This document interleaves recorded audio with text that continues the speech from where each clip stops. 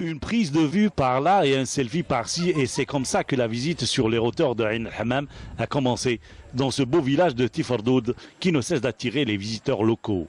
Ils viennent de partout, d'Alger, de Boumerdès, de Béjaïa et bien sûr des patelins avoisinants. Le village fait réellement le plein en cette fin d'hiver et c'est tant mieux pour le tourisme solidaire de montagne et de l'écotourisme. Pendant notre virée dans ce village, nous avons rencontré un groupe de touristes venus de l'ouest du pays. On est d'Oran, et moi je représente le groupe Exploring Tourism in Algeria, اكتشف السياحة في الجزائر, et on essaie de faire découvrir nos différentes régions de notre beau pays. Notre groupe a organisé cette excursion, c'est pour faire découvrir ce type de tourisme, tourisme local, tourisme solidaire et écotourisme. C'est un tourisme, oui, c'est ça le concept qu'on essaye de le faire connaître. Oui. On a une page Facebook qui est Exploring Tourism Algeria et on fait immortaliser ces moments-là.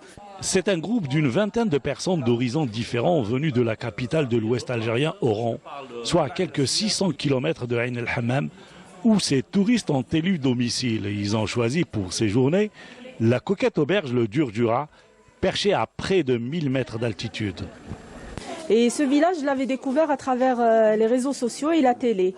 Et pour la première fois, donc pour un week-end, une sortie entre amis, en groupe.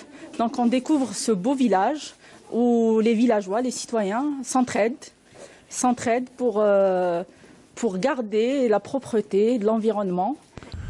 Le tourisme de montagne, c'est d'abord le respect de l'environnement, un aspect pour lequel les villageois accordent une importance capitale dans leur stratégie de développement durable de ce secteur. Une stratégie qui s'est avérée payante et qui fait des émules même parmi les visiteurs. Moi, ce que je voudrais faire, c'est lancer un appel à tous les autres villages pour prendre exemple sur un village comme sur la solidarité déjà, sur la citoyenneté, sur l'engagement, sur l'implication. Il faudrait quand même leur dégager un minimum de subventions pour les encourager à aller de l'avant et que les citoyens se prennent en charge. Ils se prennent en charge, que ce soit en termes économiques, environnementaux, et ça, c'est vraiment admirable. Pour partager, pour montrer la culture des régions, des différentes régions, pour l'accueil et pour le tourisme, j'espère que ça va donner un plus de montagne, etc.